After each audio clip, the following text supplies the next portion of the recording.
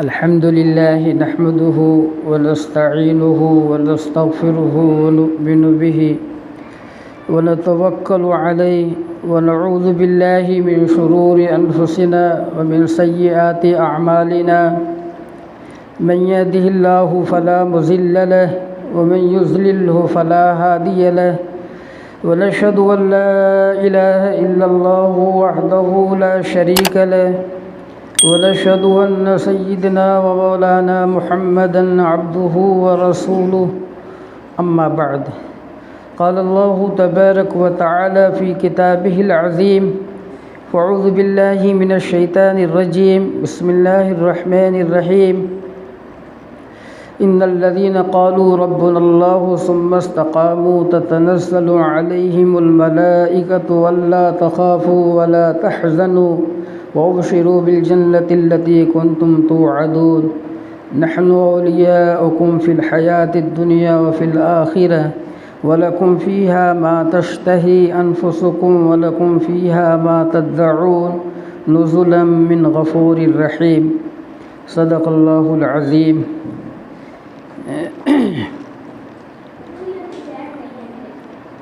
واجب الاحترام معزز سامعین، میری پیاری مائیں اور بہنیں، ابھی ناظم صاحب نے مختصراً آج کے اجلاس کے بارے میں عرض کیا کہ کیوں ہم لوگ یہاں اکٹھا ہوئے ہیں، اس کی غرض کیا ہے۔ اس غرض کو واضح کیا اور بیان کیا۔ اصل میں معاملہ یہ ہے کہ انسان ظاہر کو دیکھ کر اس کی جانب بہت تیزی سے لپکتا ہے، حالانکہ اسے اپنے نبی کی تعلیمات کے اعتبار سے چلنا چاہیے۔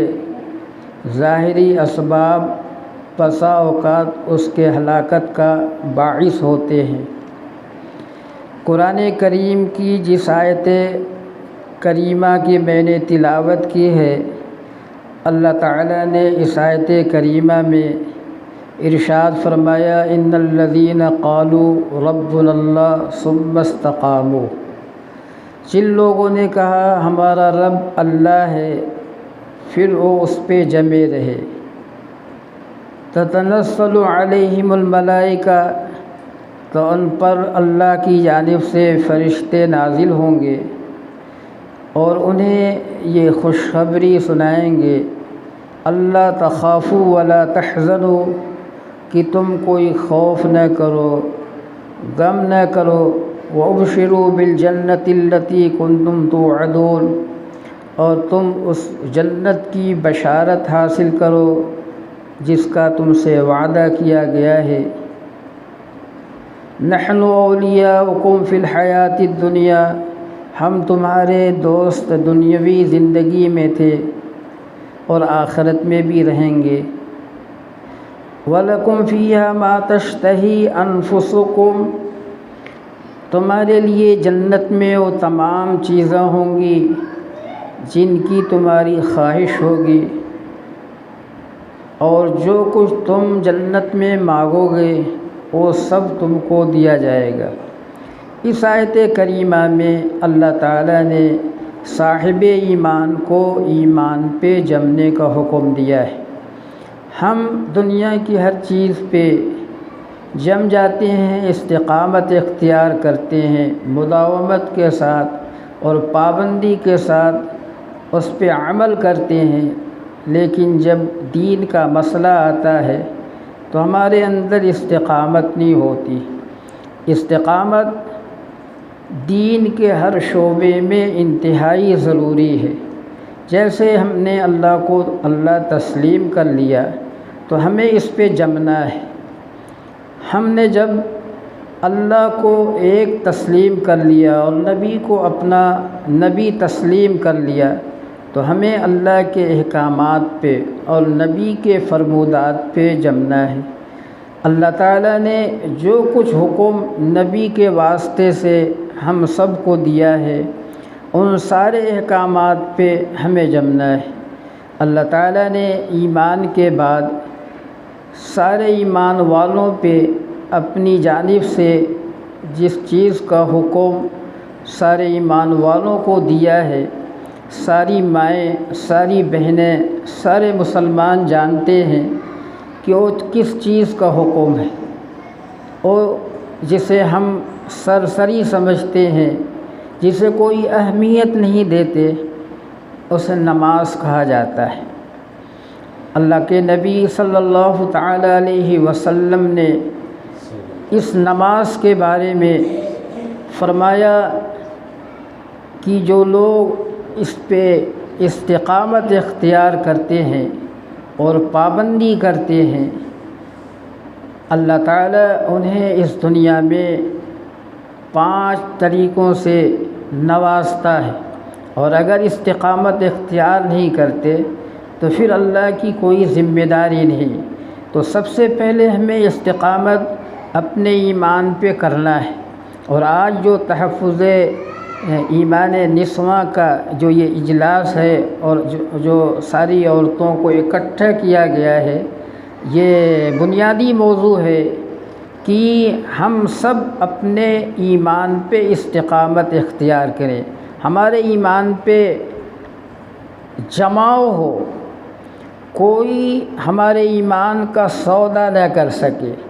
یاد رکھیے، اگر ایمان ہمارا بچا رہا، ہم نے اس ایمان کی حفاظت کی اور اپنے اس ایمان کو لے کر ہم اللہ کے پاس پہنچے، تب تو ہم آخرت میں ہمیشہ سکھ اور چین کی زندگی پائیں گے۔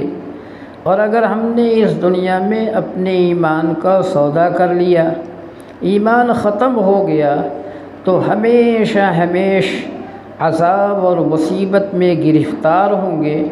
اللہ تعالیٰ نے قرآن کریم میں جہنم کے عذاب کو ایک موقع سے ذکر کیا ہے۔ لہو فرمایا کہ جو لوگ اپنے ایمان کا سودا کر لیتے ہیں، فرمایا کہ انہیں اس طرح کی سزا دی جائے گی کہ لہم من جہنم مہاد ومن فوقہم غواش۔ مہاد اور غواش، اللہ خود فرماتا ہے کہ ایمان کے بغیر اس دنیا سے جانے والوں کے لیے اللہ تعالیٰ جہنم میں آگ کا بستر بنائے گا، اور پھر اوپر سے اوڑھنے والا وہ جو چادر ہوگی وہ بھی آگ کی ہوگی۔ اس وقت ذرا رات گزرتی ہے تو ہم لوگ چادر استعمال کرتے ہیں، اگر وہ چادر آگ کی ہوگی تو کسی کو نیند آئے گی؟ قطعاً نیند نہیں آئے گی۔ لیکن اگر ایمان کے بغیر کوئی اس دنیا سے چلا گیا تو اسے بہرحال آگ ہی پہ لیٹنا ہوگا اور آگ ہی کا اوڑھنا ہوگا، یہ اللہ کی جانب سے طے ہے۔ تو اللہ تعالیٰ نے جو ہم سب کو محض اپنے فضل و کرم سے ایمان کی دولت سے مالا مال کیا، یہ ہماری اپنی ذمہ داری ہے کہ ہم اس کا سودا نہ ہونے دیں۔ ہمیں اپنے پیچھے کی جانب دیکھنا ہے کہ ایمان کی بنیاد پہ پیچھے کے لوگ، یعنی جو لوگ گزر گئے، انہوں نے کتنی استقامت اختیار کی، اپنے جسم کو ٹکڑے ٹکڑے کرانا گوارا تو کیا، لیکن ایمان کا سودا ہونا انہوں نے گوارا نہیں کیا۔ تاریخ شاہد ہے، میں اسلام کی سب سے پہلی مظلوم خاتون جن کا نام حضرت سمیہ رضی اللہ تعالی عنہا ہے، ان کا واقعہ ذکر کرتا ہوں۔ قرآن کریم میں اللہ تعالی نے آیت نازل فرمائی، الا من اکرہ وقلبہ مطمئن بالایمان۔ اس آیت کی تفسیر میں مفسرین لکھتے ہیں کہ چند صحابہ جنہیں مشرکین مکہ نے گرفتار کر لیا، ابو جہل، عتبہ، شیبہ، بڑے بڑے سرداران مکہ نے ان حضرات کو تکلیف دینا شروع کیا۔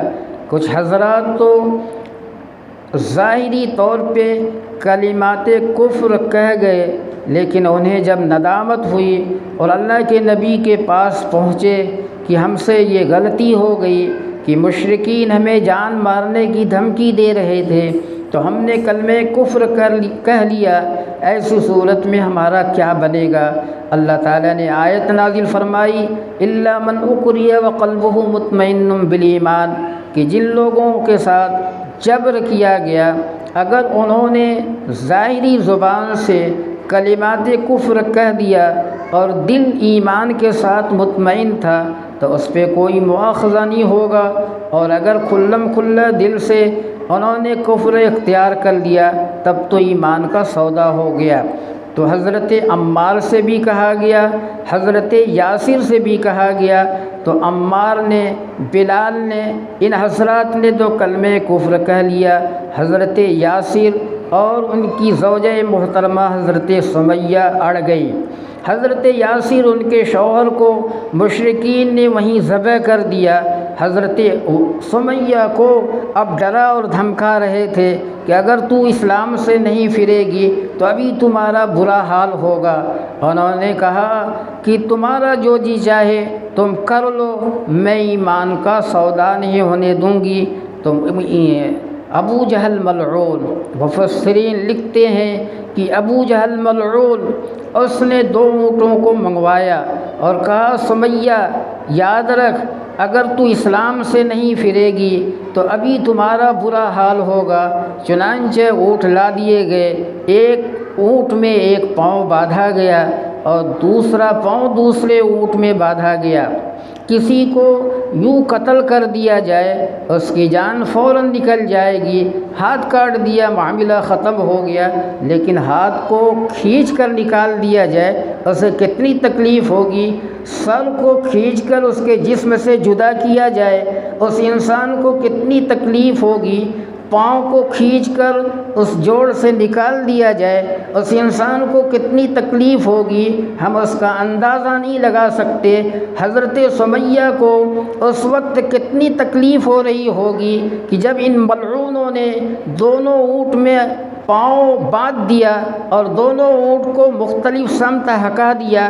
تاریخ شاہد ہے اور اسلام کی یہ پہلی عورت ہیں جن کی شہادت رائے خدا میں ہو رہی ہے۔ مفسرین لکھتے ہیں حضرت سمیہ ان کے جسم کو 2 ٹکڑے کر دیا گیا، کھینچ کر تلوار سے مارا جاتا تو روح آسانی سے نکل جاتی اور معاملہ تمام ہو جاتا، لیکن کھینچ کر ان کے جسم کو الگ کیا گیا، کتنی تکلیفیں ہوتی رہی ہوں گی، لیکن قربان جاؤ حضرت سمیہ نے اپنے ایمان کا سودا نہیں کیا۔ آج کی جو یہ مجلس ہے اسی بات کو سمجھانا ہے کہ ہم کسی بھی موقع پہ پہنچ جائیں، ہمارا ایمان مقدم ہونا چاہیے، ہمارا دین مقدم ہونا چاہیے، اللہ کے احکامات مقدم ہونا چاہیے، اللہ کے احکامات پہ استقامت ہونا چاہیے۔ ہماری جان چلی جائے، اللہ نے جان دی اسی لیے ہے کہ ہم اس کے نام پہ اپنی جان کو قربان کر دیں، لیکن ہم اپنے ایمان کا سودا نہ ہونے دیں۔ تو میں اپنی پیاری مائیں اور بہنوں سے اور اپنے بچیوں کے درجے میں جو بچیاں ہیں ان سے یہ مؤدبانہ درخواست کر رہا ہوں کہ جو اللہ نے ایمان کی دولت سے نوازا ہے اس کی قدر کرو۔ یہ دولت اگر نکل جائے گی، دنیا کی ساری دولت تمہارے پاس ہو، اس سے تمہارا کوئی فائدہ نہیں، موت کے وقت ہی سے بلکہ مرتے دم ہی سے عذاب اور سزا میں مبتلا کر دی جائے گی۔ یعنی جو لوگ کفر کے ساتھ زندگی گزارتے ہیں، اللہ کے نبی فرماتے ہیں کہ اللہ کی جانب سے جو روح نکالنے والا فرشتہ اس کی روح نکالنے کے لیے آتا ہے تو ایک ہتھوڑا جہنم کا اتنا وزنی لے کر آتا ہے کہ اگر پوری دنیا کے انسان اور پوری دنیا کے جنات مل کر اٹھائیں تو اس ہتھوڑے کو اٹھا نہیں سکتے۔ انسانی جسم میں اللہ نے 360 جوڑ بنا رکھے ہیں۔ فرمایا کہ وہ ملک الموت علیہ السلام اس ہتھوڑے سے اس کے ایک ایک جوڑ پہ مار مار کر اس کی روح کو نکالتے ہیں۔ اب کیا حال ہوگا؟ کبھی کبھی سڑکوں پہ جائیے، میڈک گاڑیوں کے نیچے دبا ہوا ہوتا ہے، پورا کاغذ کی طرح ہو جاتا ہے، ٹرک کا وزن، گاڑی کا وزن اس ہتھوڑے کے مقابلے میں کچھ نہیں۔ وہ ہتھوڑا اتنا وزنی کہ پوری دنیا کے جنات اور انسان نہ اٹھا سکے۔ ذرا تصور تو کیا جائے کتنا وزنی ہوگا۔ اس دنیا میں اس وقت ہم انسانوں کی تعداد 8 ارب سے زیادہ ہے، اور جنات کی تعداد تو بہت زیادہ ہے۔ اللہ تعالیٰ نے ایک جگہ قرآن کریم میں ذکر کیا اتنی زیادہ تعداد کہ لَهُ مُعَقِّبَاتٌ مِّن بَيْنِ يَدَيْهِ وَمِنْ خَلْفِهِ يَحْفَظُونَهُ مِنْ أَمْرِ اللَّهِ، کہ تمہاری حفاظت کے لیے اللہ نے غیبی نظام یہ بنایا کہ تمہارے دائیں بائیں اوپر نیچے ہر طرف فرشتوں کو لگا دیا۔ ایک تفسیر میں نے دیکھا کہ ایک انسان کی حفاظت کے لیے 300 فرشتوں کو اللہ تعالیٰ نے متعین کیا ہے۔ تو اس آیت کریمہ میں فرمایا کہ یہ فرشتوں کا نظام نہ ہوتا تو یہ جنات تمہیں کچل دیتے۔ تو اب بے شمار جنات اور سارے جن اور سارے انسان اس ہتھوڑے کو مل کر اٹھانا چاہیں تو اٹھا نہیں سکتے۔ ذرا تصور تو کرو اس انسان پہ جب اس ہتھوڑے کو چلاتے ہوں گے جو کفر کی زندگی گزارتا رہا، خواہ مرد ہو یا عورت، اس کا کیا حال ہوتا ہوگا۔ اس طرح پیٹ پیٹ کر اس کی روح کو نکالا جاتا ہے، اور جب یہ روح آسمان کی جانب لے جاتے ہیں تو چونکہ یہ کافر تھا، اللہ کا منکر تھا، ایمان کا سودا کر چکا تھا، مرتد ہو چکا تھا، تو آسمان کا دروازہ اس کے لیے کھلواتے ہیں۔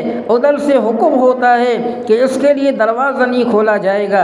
چنانچہ ایک جگہ اللہ نے فرمایا ان الذین کذبوا بآیاتنا واستکبروا عنها لا تفتح لهم ابواب السماء، جن حضرات نے اللہ کی تکذیب کی، جن حضرات نے کفر اختیار کیا، تو لا تفتح لهم ابواب السماء، ان کے لیے آسمان کے دروازے نہیں کھولے جائیں گے۔ اور فرمایا کہ ایسے حضرات حق لا تفتح لهم ابواب السماء ولا يدخلون الجنة حتى يلج الجمل في سم الخياط، فرمایا ہر ایک کی روح کو آسمان پہ لے جایا جاتا ہے۔ کافر ہے اس کے لیے آسمان کے دروازے نہیں کھولے جاتے، حکم ہوتا ہے اسے اسفل السافلین میں رکھ دو، اور مومن ہوتا ہے آسمان کے دروازے کھل جاتے ہیں، یہ روح اللہ کے پاس جاتی ہے اور سجدے میں چلی جاتی ہے۔ پھر اللہ کا حکم ہوتا ہے اسے اعلیٰ علیین میں رکھ دو۔ تو فرمایا اگر کفر کی زندگی گزری، ایک تو آسمان کے دروازے نہیں کھولے جائیں گے، اور فرمایا اس کے لیے جنت میں داخل ہونا ایسے ہی مشکل اور محال ہے جیسے ایک اونٹ سوئی کے سوراخ میں داخل ہو۔ دنیا کی کوئی بھی سوئی بڑی سے بڑی لے لی جائے، اس سوراخ میں اونٹ داخل ہو سکتا ہے۔ اللہ نے جو مثال بھی دی ہے اونٹ کے ساتھ، چیونٹی کے ساتھ مثال دیتے تو چیونٹی تو سوراخ میں داخل ہو جاتی، لیکن جانوروں میں اونٹ بڑا جانور، تو حتیٰ یلج الجمل فی سم الخیاط، کہ جس طرح اونٹ سوئی کے سوراخ میں داخل نہیں ہو سکتا، اسی طرح اللہ نے جن کو ایمان کی دولت سے مالا مال کیا اور انہوں نے کفر اختیار کر لیا، تو ان کا جنت میں داخل ہونا ایسے ہی مشکل ہے جیسے ایک اونٹ سوئی کے سوراخ میں داخل نہ ہو۔ تو میری پیاری مائیں اور بہنیں، اللہ کی جانب سے اور اللہ سے مانگے بغیر اس نے اپنے فضل و کرم سے ایک قیمتی سرمایہ، ایک قیمتی دولت جو ہمیں عطا فرمائی ہے، ہم اس کی قدر کریں، اس کی لاج رکھیں، اس کی حفاظت کریں۔ اگر ہم نے اس کی حفاظت کے اسباب کو اختیار نہیں کیا، جو ہمارا ازلی دشمن ہے، جس کے بارے میں اللہ نے خود قرآن کریم میں ارشاد فرمایا کہ تم اس شیطان سے بچتے رہنا، یہ تمہارا دشمن ہے۔ شیطان ہم سب کے دادا حضرت آدم علیہ السلام، ان کا بھی دشمن، ان کی ساری اولاد کا بھی دشمن۔ جب سجدے کا حکم ہوا اس نے سجدہ آدم کا نہ کیا، تو اللہ نے کہا فخرج انک من الصاغرین، تم یہاں سے نکلو۔ جب اس کا داخلہ جنت سے اللہ نے ختم کر دیا تو نکلتے نکلتے اللہ سے کہنے لگا ثم لآتینہم من بین ایدیہم ایمانہم ومن خلفہم وعن ایمانہم وعن شمائلہم۔ اے اللہ تو نے آدم کی وجہ سے مجھے جنت سے نکالا، میں اس کی ذریت کے پاس، اس کی اولادوں کے پاس اس کے دائیں سے آؤں گا، اس کے بائیں سے آؤں گا، اور میں انہیں گمراہ کروں گا تو ان میں شکر کرنے والا نہیں پائے گا۔ تو اللہ نے کہا جاؤ لأملأن جہنم، میں جہنم کو تم سے اور تمہارے ماننے والوں سے بھر دوں گا، مجھے کوئی پرواہ نہیں ہے۔ تو میری پیاری مائیں اور بہنیں، یہ شیطان اللہ سے وعدہ کر کے آیا ہے، وہ بہکائے گا اور ہمیں اس کے فندے میں نہیں لگنا ہے۔ وہ یہی چاہے گا جس طرح مجھے ہمیشہ جہنم میں جلنا ہے تو آدم کی اولاد کو بھی اسی آدم سے مجھے رادے درگاہ کیا گیا، اسی آدم کی وجہ سے، تو میں اس کی ذریت کو بھی اس کے پاس جا کر اس کے ایمان کا سودا کرا دوں۔ اللہ نے جو اسے ایمان کی دولت سے مالا مال کیا ہے اس کا ایمان سلب کرا دو۔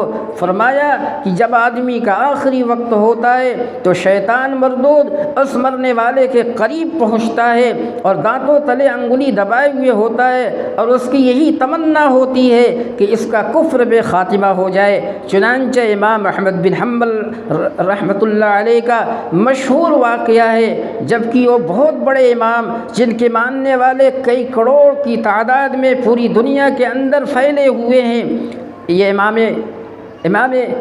احمد بن حنبل یہ وہ شخص ہیں جنہوں نے اپنے زمانے میں، جبکہ اس زمانے کا جو بادشاہ تھا معتزلی تھا، قرآن کریم کو اللہ کی مخلوق قرار دیتا، یہ اڑ گئے اور کہا نہیں، قرآن کریم اللہ کی مخلوق نہیں، قرآن کریم اللہ کی صفت ہے، قرآن کریم کو زوال نہیں، جیسے اللہ ختم نہیں ہوگا اللہ کا کلام بھی کبھی ختم نہیں ہوگا۔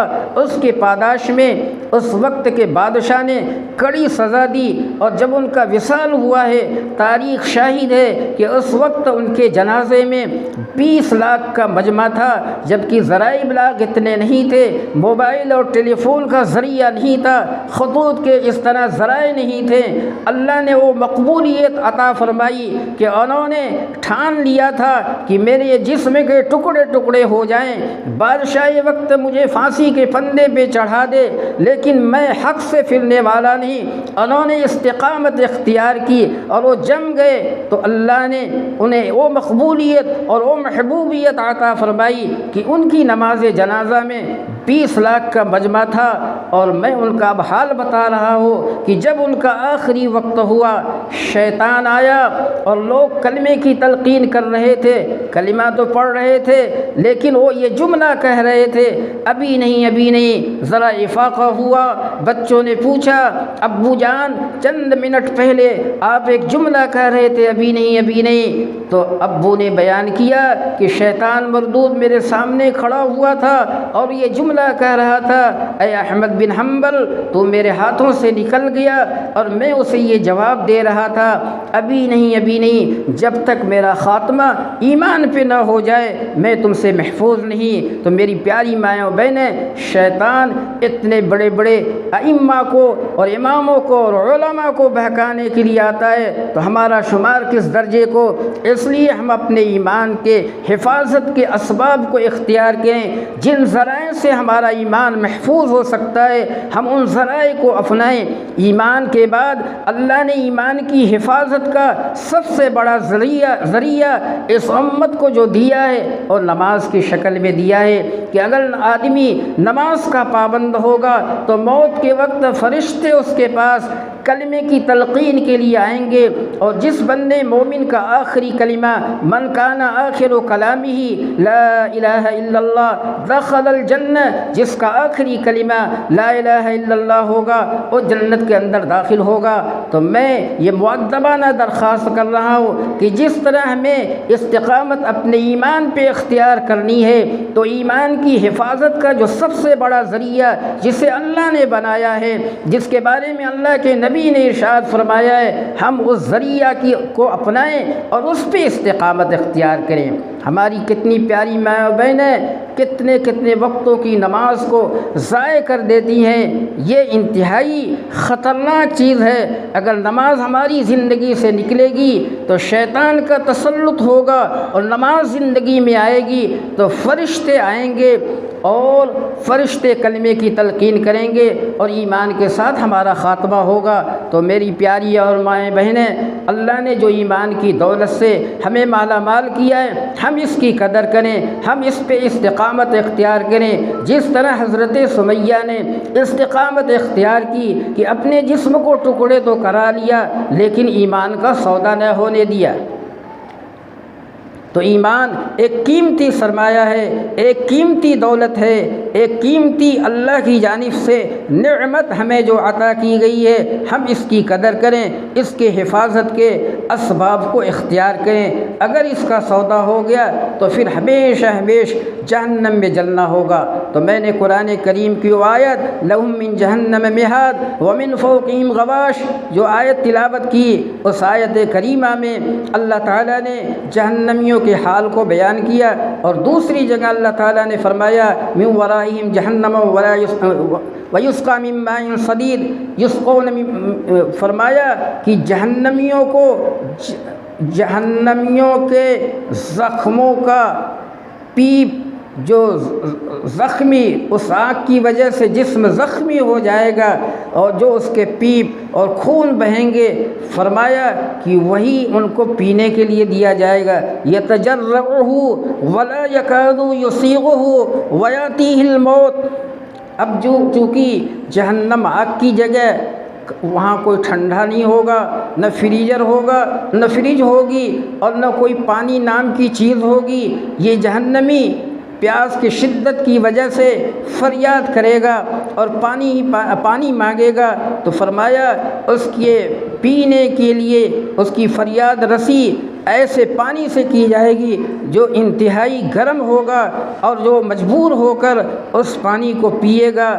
تو فرمایا کہ جب پینے کے لیے جس برتن میں اس پانی کو دیا جائے گا وہ اتنا گرم ہوگا، اور اس پانی کے اندر اتنی شدت ہوگی، تیزی ہوگی کہ منہ کے قریب جب لائے گا تو اس کی شدت کی وجہ سے اوپر کا ہونٹ سکڑ کر پیشانی کو پہنچ جائے گا، اور نیچے کا ہونٹ سوج کر، نیچے کا نہیں سکڑے گا، نیچے کا ہونٹ سوج کر ناف تک لٹک جائے گا۔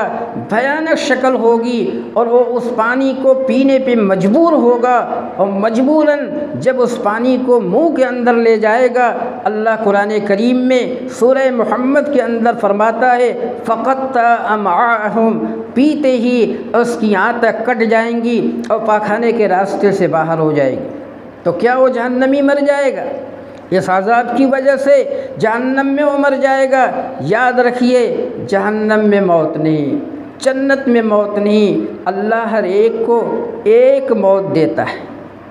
اللہ تعالیٰ نے موت صرف ایک دفعہ اس دنیا میں ہر ایک کے لیے طے فرمائی ہے۔ اس دنیا میں موت آنے کے بعد پھر کبھی بھی موت نہیں آئے گی۔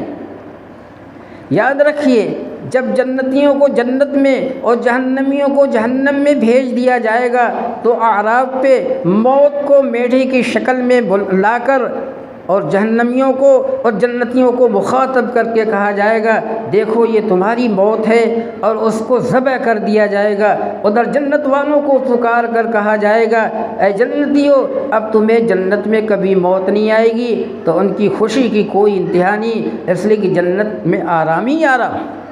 اور جہنمیوں کو پکار کر کہا جائے گا اے جہنم والوں، اب تمہیں جہنم میں کبھی موت نہیں آئے گی۔ ان کے غم کا اندازہ نہیں لگایا جا سکتا۔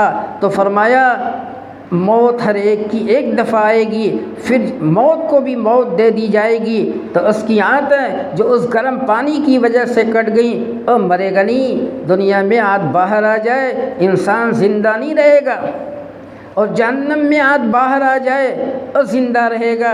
کیوں؟ اس لیے کہ جہنم میں مرنا نہیں، یہ کڑی سے کڑی سزا اللہ بے ایمان والوں کو عطا فرمائے گا۔ اس لیے ہم سب کو جو اللہ نے اپنے فضل و کرم سے ایمان جیسی قیمتی چیز عطا فرمائی ہے، ہم اس کی قدر کریں، نہ ہم پیسے کے لالچ میں آئیں، نہ کسی اقتدار کے لالچ میں آئیں، اور نہ کسی کے بہکاوے میں آئیں کہ ہم اپنے ایمان کا سودا کر لیں۔ اگر ایسا ہوا تو ہمارے لیے دنیا بھی برباد اور آخرت بھی برباد، پھر ہمیشہ ہم جہنم کے ایندھن بن جائیں گے۔ اس لیے اپنے ایمان کی قدر کیا جائے اور ایمان پہ استقامت اختیار کیا جائے۔ ان الذین قالوا ربنا اللہ، جس نے کہا ہمارا رب اللہ ہے اور وہ اس پہ جمع رہا۔ اگر ہم ایمان پہ جمے رہے تب اللہ نے بشارت سنائی ہے کہ جب لوگ ایمان پہ جم جائیں گے اور ایمان کا سودا نہیں ہونے دیں گے تو اللہ کی جانب سے تتنزل علیہم الملائکہ، اللہ کی جانب سے فرشتے انہیں خوشخبری سنائیں گے کہ آج کے دن تم نہ کوئی خوف کرو اور نہ غم کرو، اور تم اس جنت کی بشارت حاصل کرو جس کا تم سے وعدہ کیا گیا ہے، اور تمہاری ساری خواہش آج جنت میں پوری ہوگی۔ دنیا میں کسی کی ساری خواہش پوری ہی نہیں ہو سکتی۔ دنیا کو اللہ نے ایسی جگہ نہیں بنایا ہے کہ کسی کی ساری خواہش پوری ہو جائے۔ آدمی اپنے اعتبار سے تو سوچتا ہے کہ میری ساری تمنائیں اس دنیا میں پوری ہو جائیں، یہ مشکل ہے، یہ ہو ہی نہیں سکتا۔ یہ دنیا اللہ نے خواہش پوری کرنے کی جگہ بنایا ہی نہیں۔ ہم سب کی خواہش کہاں پہ پوری ہوگی؟ اللہ نے وہ جنت بنائی ہے۔ اللہ تخافوا ولا تحزنوا وابشروا بالجنة التي كنتم توعدون نحن اولياؤكم في الحياة الدنيا وفي الآخرة ولكم فيها ما تشتهي انفسكم ولكم فيها ما تدعون۔ اللہ فرماتا ہے کہ دنیا میں تم جو چاہو ملے، یہ ہو ہی نہیں سکتا۔ تمہاری جو تمنا ہے وہ پوری ہو جائیں، یہی ہو ہی نہیں سکتا۔ ہم تمہارے ایمان کی بنیاد پہ تمہاری خواہش ہم اپنی جنت میں پوری کریں گے۔ تم جو چاہو گے، جو مانگو گے وہ تمہیں دیا جائے گا، لیکن شرط یہ ہے کہ اپنے ایمان کی حفاظت کر کے اسے بچا کر ہمارے پاس آؤ تو تمہاری خواہش ہم اپنی جنت کے اندر پوری کریں گے۔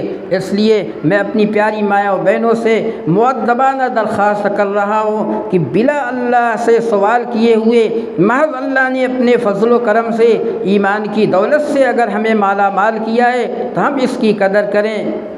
حضور صلی اللہ تعالیٰ علیہ وسلم کو جس وقت حضرت ابو طالب کا انتقال ہو رہا تھا آپ کو بہت صدمہ ہوا۔ کیوں؟ فرمایا ابو طالب آپ کے سگے چچا اور آپ کے والد محترم، آپ ماں کے پیٹ میں تھے، انتقال کر گئے، اور انہوں نے آپ کی بڑی خدمت کی اور بہت زیادہ آپ کا تعاون کیا۔ آپ کی دلی خواہش یہ تھی کہ میرے چچا ایمان کے ساتھ اس دنیا سے جائے، لیکن کفر پہ خاتمہ ہو گیا۔ آپ رو رہے تھے۔ اللہ نے جبریل امین کو بھیجا اور کہا میرے محبوب کو جا کر سلام عرض کرے اور کہہ دیں کہ آپ کے چچا کو جہنم کا سب سے ہلکا عذاب دیا جائے گا۔ اور یہ آیت کریمہ نازل فرمائی انک لا تہدی من احببت ولکن اللہ یہدی من یشاء۔ اے محمد صلی اللہ علیہ وسلم، آپ لاکھ چاہیں، آپ کی لاکھ تمنا ہو، آپ جسے چاہیں ہدایت دیں، یہ ہو ہی نہیں سکتا۔ ہدایت تو ہمارے قبضے میں، ہم جس کو چاہیں ایمان دیں، یہ ہماری جانب سے ایمان ملتا ہے۔ آپ کسی کو ایمان نہیں دے سکتے، آپ کسی کو ہدایت نہیں دے سکتے، یہ اللہ کا فضل و کرم ہے اور کروڑا کروڑ کرم ہے کہ اس نے بلا مانگے ہم سب کو ایمان کی دولت سے نوازا۔ ادھر ابو طالب کے لیے امام الانبیاء دعا کر رہے ہیں، ان کی تمنائیں ہیں، ان کی آرزویں ہیں کہ میرے چچا ایمان کے ساتھ اس دنیا سے چلے جائیں، کفر کے ساتھ نہ جائیں۔ آپ کی تمنا ایک طرف کر دی گئی، ابو طالب کفر کے ساتھ اس دنیا سے گئے۔ اللہ کے نبی رو رہے ہیں چونکہ آپ کو جنت بھی دکھلائی گئی اور جہنم کے بھی مناظر دکھلائے گئے۔ جہنم میں جو عذاب کافروں کو، بے ایمانوں کو دیا جائے گا، اور سارے منظر آپ کے سامنے تھے، آپ رو رہے تھے، آپ دیدہ تھے، آنکھوں سے آنسو جاری تھے۔ اللہ نے آیت نازل فرمائی اور آپ کو تسلی کے طور پر جبریل امین کے واسطے سے اللہ نے بتلایا کہ جا کر محمد سے کہہ دیجئے کہ ان کے چچا کو جہنم کا سب سے ہلکا عذاب دیا جائے گا۔ آپ جبریل امین سے پوچھتے ہیں کہ وہ کیا عذاب ہوگا؟ جبریل امین نے فرمایا اللہ فرما رہا ہے کہ ان کے چچا کو جہنم کی آگ کی جوتی بنا کر انہیں پہنا دیا جائے گا اور ہر وقت ان کا بھیجا ان کا گودا دماغ کا کھولتا رہے گا۔ یہ سب سے ہلکا عذاب ہے۔ اور مئی جون کی گرمی میں ہم لوگ جب یہاں سے وہاں چلے جاتے ہیں، پسینے سے شرابور ہوتے ہیں اور گرمی سے پریشان ہو جاتے ہیں، ذرا تصور تو کرو جہنم کا یہ سب سے ہلکا عذاب ایک دن کے لیے، ایک سال کے لیے، 10 سال کے لیے نہیں، کفر پہ خاتمہ ہو گیا تو ہمیشہ دنیا سے اب دوبارہ نہیں آیا جائے گا، دنیا سے دوبارہ نہیں آیا جائے گا۔ کچھ لوگ وہاں پہنچ کر اللہ سے یہ درخواست کریں گے، ربنا ابصرنا فرجعنا نعمل صالحا انا موقنون، اے اللہ ہم نے دیکھ لیا، سن لیا، اب ہمیں دوبارہ دنیا میں لوٹا دیجئے، فرجعنا نعمل صالحا، ہمیں لوٹا دیجئے، اب ہم اچھے عمل کر کے آئیں گے۔ تو کیا وہ آ جائے گا؟ ہمارے پورے خیر آباد، اتراری، پورے ضلع، پوری دنیا میں کوئی ثابت نہیں کر سکتا، کوئی نہیں بتا سکتا کہ اس دنیا سے جانے کے بعد دوبارہ اللہ نے اسے بھیج دیا، جاؤ نعمل صالحا پہ عمل کرو، یعنی اب نماز پڑھو، روزہ رکھو، اپنے ایمان کا تحفظ کرو، تم غلطی کیے تھے، کفر کے ساتھ چلے آئے، ہم دوبارہ تمہیں موقع دیتے ہیں۔ اللہ قطعاً کبھی کسی کو موقع نہیں دے گا۔ یہی حیات، یہی زندگی آخری زندگی ہے۔ اگر ہم نے اسے بامقصد گزار لیا، اللہ کے اوامر کے ساتھ گزار لیا، نبی کے فرمودات کے اعتبار سے گزار لیا، تو یہی زندگی آخری زندگی ہے۔ آخرت میں پہنچنے کے بعد دوبارہ نہیں لوٹنا ہے۔ تو میں یہ عرض کر رہا تھا کہ اگر کفر کے ساتھ آدمی چلا گیا تو کیا ایک دن کا یہ عذاب ہوگا؟ نہیں، ہمیشہ کا عذاب ہوگا۔ کبھی اس عذاب میں لا یخفف عنہم العذاب ولا هم ینصرون۔ اللہ فرماتا ہے کہ ان کے عذاب میں تخفیف بھی نہیں ہوگی کہ چلو آج پٹا جا رہا ہے، آج نہ پٹائی کی جائے، ایسا کچھ نہیں ہوگا۔ چونکہ جن فرشتوں کو سزاؤں پہ متعین کیا گیا ہے، فرشتہ ایسی اللہ کی مخلوق جو نہ کھاتی ہے، نہ پیتی ہے، نہ تھکتی ہے، وہ پٹائی پہ پٹائی کرتی رہے گی، یہ چلاتا رہے گا، روتا رہے گا، لیکن کوئی سنوائی اللہ کی جانب سے نہیں ہوگی۔ تو میری پیاری مائیں اور بہنیں، اللہ نے اپنے فضل و کرم سے، ایمان کی دولت سے جو نوازا ہے، ہم اس کی قدر کریں، اس کی لاج رکھیں، اس کی حفاظت کے آلات اور اسباب کو اختیار کریں۔ ہم اپنے ایمان کا سودا نہ ہونے دیں، ہم دنیا کی رنگینیوں کی طرف اپنی نگاہ نہ ڈالیں، کسی اقتدار اور کسی لالچ اور کسی فندے میں نہ آئیں، کسی نوجوان کے بہکاوے میں نہ آئیں۔ اگر خدا نخواستہ ایسا ہو گیا تو ہماری دنیا بھی برباد اور آخرت بھی برباد۔ اللہ ہم سب کی حفاظت کرے اور ایمان کی حفاظت کے جو اسباب ہیں ان اسباب کو اختیار کرنے کی توفیق عطا فرمائے۔ وآخر دعوانا ان الحمد للہ رب العالمین۔